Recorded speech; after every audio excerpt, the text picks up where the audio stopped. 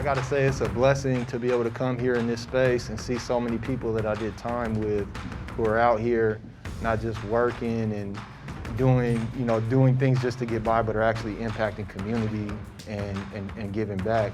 I grew up in the penitentiary. I mean, I was given 60 years, but it felt like forever. Because of some great supports on the inside, I was able to make space to start my healing journey and be able to heal from some of the trauma that had me bleeding out in community.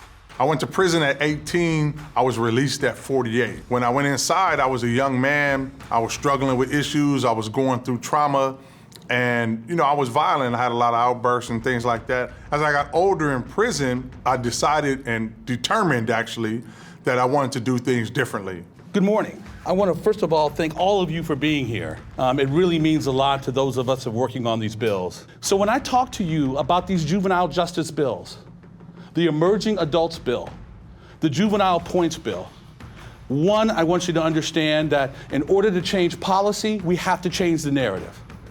The first narrative is that our brains aren't fully developed until at least the age of 25.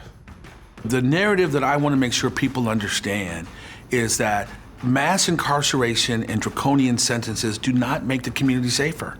What is a better tool to make the community safer is, again, to have mentors, to have resources, to have restorative justice, to have places where many of these young people, themselves victims of trauma, have an opportunity to express themselves in a way other than violence. What we know to be true is that the longer you lock people up, it doesn't actually fix them. That doesn't fix the problem, and it doesn't fix the problem for the folks that you send away.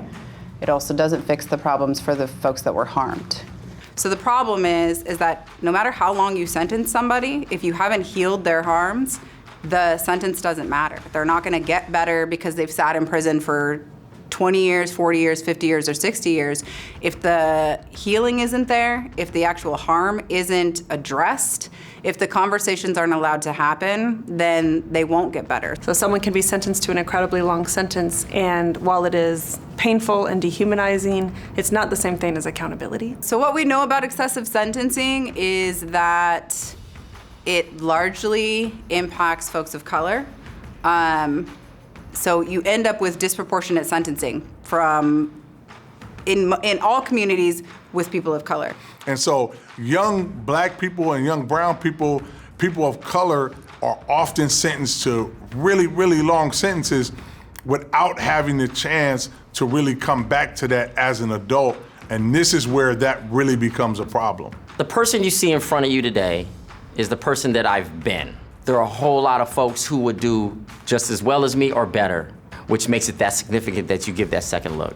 The folks have value to give to community, and we're depriving folks of giving that value.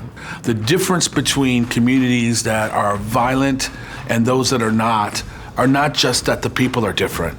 It's the investments that were made in those communities. Because I really believe if you're able to see us and see our humanity, that would be reflective in how you do policy and how you dictate laws.